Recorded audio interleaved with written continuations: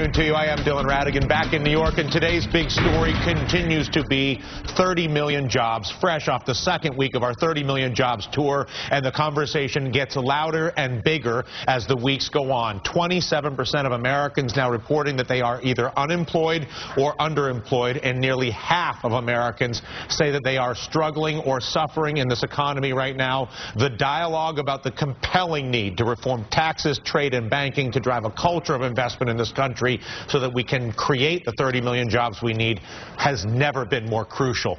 Later this week, we're off to take the conversation direct to the belly of the beast, Washington, D.C. Our first guest today, one of the few politicians serving in this country, aspiring aggressively to engage in exactly this debate. Her focus on the manufacturing industry specifically and the so-called American Jobs First initiative. It's a package of 4 unique bills, pieces of legislation that would offer to strengthen and enforce the very simple but incredibly necessary and profound Made in America laws. Joining us now, Congresswoman Betty Sutton, and if you wondered where she's coming from Ohio, 18th District, which is one of the places we will be visiting over the course of the next few months. Nobody knows about the need for jobs, Congresswoman, like the folks in Ohio. Brief us on the specific pieces of legislation you are advocating. Thank you so much, Dylan, and thank you for taking on this mission, because there is much we can do. The American Jobs First initiative, as you said, consists of 4 bills, but in a nutshell, what they do is they say that when we're using taxpayer money to build our infrastructure, whether it's our bridges, our highways, whether it's our water or sewer infrastructure, we ought to use American man-made or made steel, iron, and manufactured goods, because not only that way do we put people to work building the infrastructure, we also put them to work producing the steel and the iron and those manufactured goods, so we get more bang for our buck. And the other bill, the Foreign Manufacturers Legal Accountability Act, simply says that when foreign manufacturers sell things into our marketplace, we ought to stop them from undercutting us on safety, undercutting the costs of our manufacturers, and hold them to the same kind of standards that our guys have to play by. Yeah, the thing that really stunned me when we launched the 30 Million Jobs tour out in California a couple of weeks ago and spent a bunch of time around the Bay Bridge and with the steel manufacturers who were outbid in that regard. The Chinese won the bidding for the spending of U.S. tax dollars on Chinese steel to rebuild the Bay Bridge by underbidding by $400 million, and then and then coming inside on the timetable, only to then spend the $400 million that they underbid and come in late. It's very difficult to compete with somebody who can make up a number and then come back to it. I want you to listen to the gentleman who was one of the senior executives at Oregon Iron Works, where they were outbid. The sad part here is the job loss. We lost 3,000 jobs over the course of the last 5 years of workers who are not employed at this point in time. These jobs went to China. We lost high-wage jobs, family wage jobs, jobs that pay health and welfare benefits and 401ks and pension programs. All of that is gone. Explain to us how the laws that you are, I mean, it's absurd. It's absurd that we even have to have this conversation. You and I both know it, but we do. What pieces of legislation do you have in front of the Congress of the United States that can help us resolve this? Yeah, there is no excuse for that having happened to those iron workers or other iron workers or steel workers across the country. The initiative that I have contains 3 bills aimed at Buy American.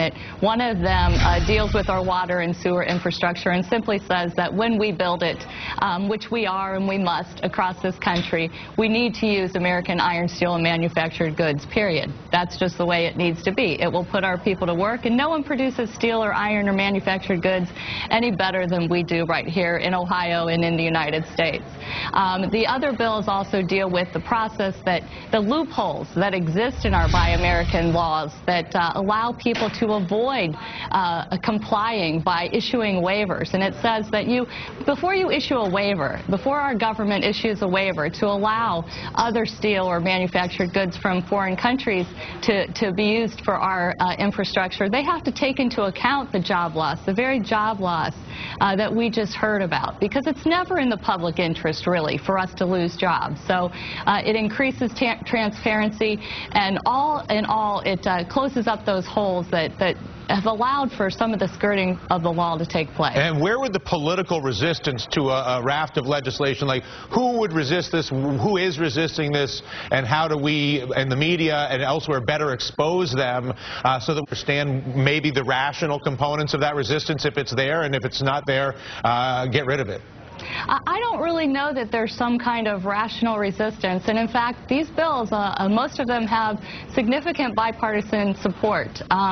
Several of the pieces have actually been passed through a committee in the past, or even passed in other forms on the House floor, but never quite made it all the way to the finish line. So I think inertia is standing in our way. I think that if you can help to raise the issue, if we can get Speaker Boehner to put it on the House floor, I can't imagine people voting against Buy American laws. I can't imagine people voting against holding foreign manufacturers to the same standards as our manufacturers and our workers have to undergo. So we just need to raise consciousness. You know, there's nothing, this doesn't add some significant cost. It's common sense, and it can make a real difference for our people. Behind all of this is still the unresolved nature of our trade relationships more broadly, specifically with China. They tax our imports to their country at 25%, as you surely know.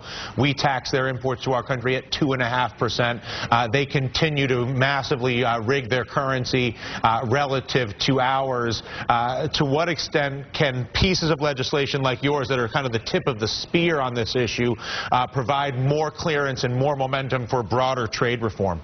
I think that that's a great question. I think we get these bills rolling and we get them passed. We open up the door for the currency manipulation bill that we passed in the House in the last Congress, that the Senate has already acted on. It passed with overwhelming bipartisan support. All we need to do is get it to the floor.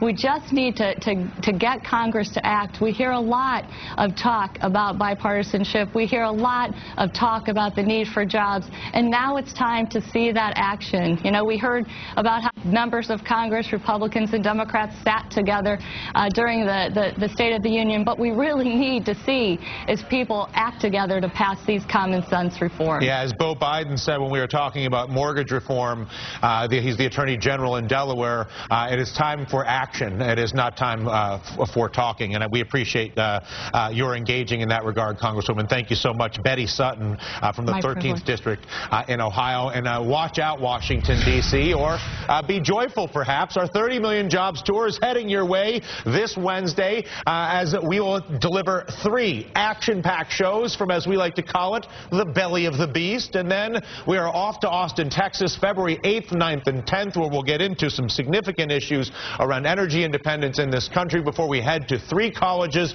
through